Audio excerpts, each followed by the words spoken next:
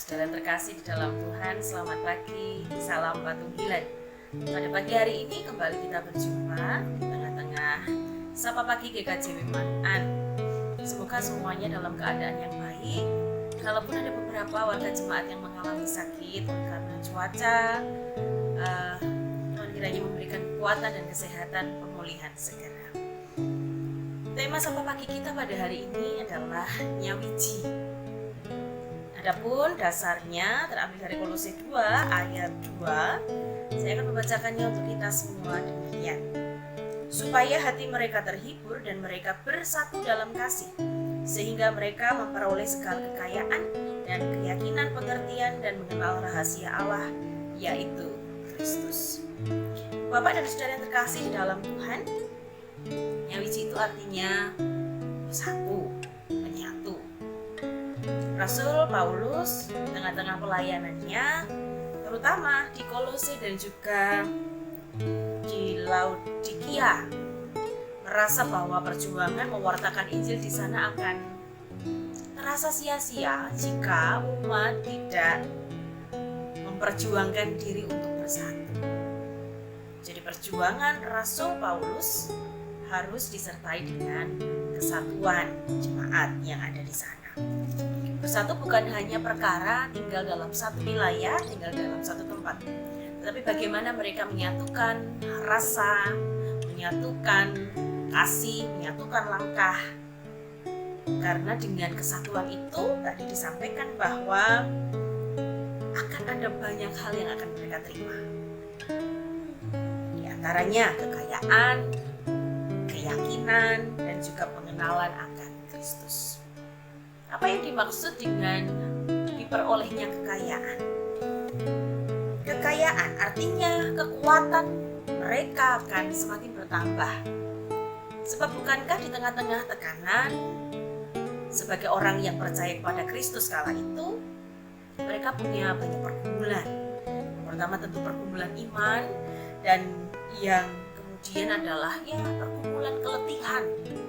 Bukan hanya psikis, fisik, bagaimana ekonomi, sosial mereka kemudian juga menjadi sangat terbatas karena memang dibatasi begitu, supaya pergerakan orang-orang percaya kepada Kristus menjadi terhambat. Tapi dengan kemudian mereka nyawiji, mereka bersatu, maka mereka bisa saling menopang, mereka bisa saling menguatkan satu dengan yang lain. Yang pertama, kekuatan mereka bertambah.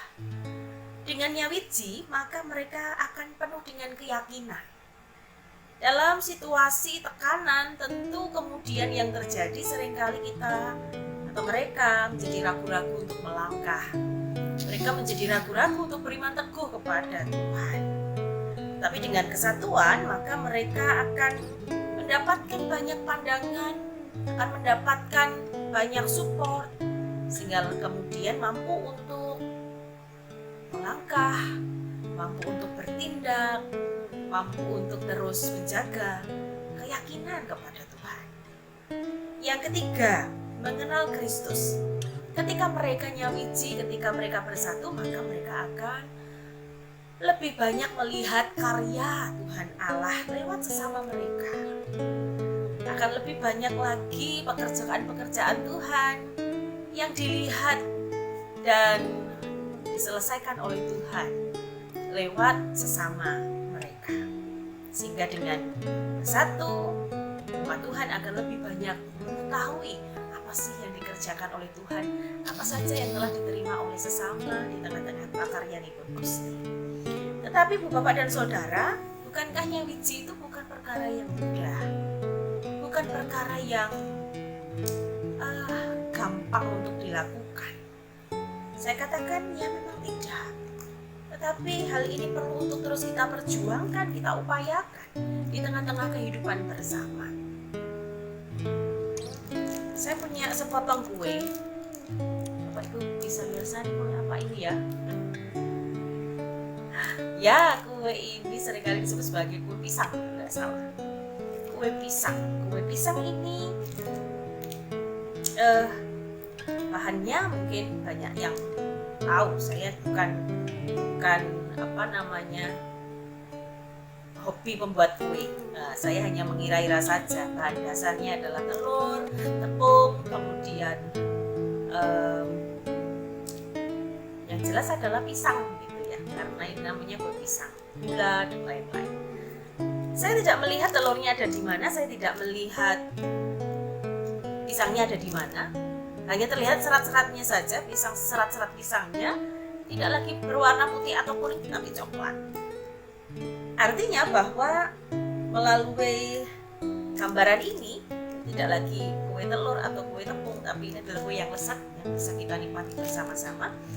Untuk bisa nyawiji seperti ini, maka yang diperlukan yang pertama adalah, yang perlu diperjuangkan adalah belajar untuk melebur, belajar untuk menjadi satu, melebur.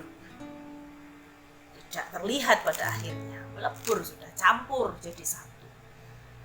Tidak ada, kalau kita berbicara soal kehidupan bergereja, tidak ada siapa yang paling dulu, siapa yang datang belakangan, siapa senior, siapa junior, begitu. Orang lama, orang baru, kita semua punya hak, tanggung jawab, kewajiban yang sama untuk membangun kehidupan gereja, membangun kehidupan bersama di tengah-tengah lingkungan misalnya. Jadi yang pertama yang harus terus diperjuangkan adalah belajar untuk melebur. Kita yang baru juga belajar untuk turut serta mewarnai di persekutuan, di tengah-tengah lingkungan, begitu, apa yang bisa saya kerjakan, apa yang bisa saya lakukan. Yang kedua, mari terus belajar merasa bahwa kita semua penting, tidak ada yang tidak penting, tidak ada yang paling penting, tidak ada. Di tengah kehidupan bersama semua penting. Kalau kemudian hanya telur saja mengatakan saya penting, lalu kemudian yang lain mundur, maka tidak akan terjadi kue ini. Semua komponen dalam kue ini penting, termasuk juga di tengah-tengah persekutuan. Tidak ada yang tidak penting di antara kita. Kita semua penting, dan oleh sebab itu mari kita terus belajar bersatu, nyawiji, tujuan kita sama, bagaimana melalui kehidupan kita mengucap syukur di hadapan Tuhan dan melakukan yang terbaik untuk Tuhan. Percayalah, dalam kehidupan yang nyawiji itu, maka segala berkat yang daripada Tuhan akan tercurah dalam kehidupan kita bersama-sama. Percayalah, Tuhan memberkati kita semua. Amin. Mari bersama-sama kita berdoa. Kami bersyukur Tuhan, pada pagi hari ini Engkau kembali menyapa kami di tengah penghayatan kami di bulan Ekumene. Tuhan menolong kami bagaimana kami bisa hidup bersama-sama. Meskipun kami berbeda-beda, biarlah kami terus belajar untuk melebur, tidak memandang siapa yang paling dulu, siapa yang datang belakang, senior, junior, tidak. Kami menyadari akan tugas tanggung jawab kami yang sama di hadapan Tuhan.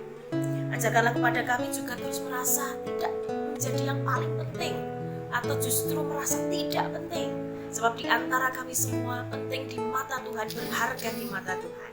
Dan kiranya kesatuan yang selalu kami upayakan dimanapun kami berada, membawa berkat Tuhan tercurah atas kehidupan bersama kami. Hanya di dalam nama Tuhan Yesus Kristus bersama-sama kami berdoa. Amin. Demikian sapa pagi kita pada hari ini. Selamat beraktivitas Ibu Bapak dan Saudara semuanya. Selamat bekerja, jaga kesehatan. Tuhan Yesus memberkati. Salam Patunggilan.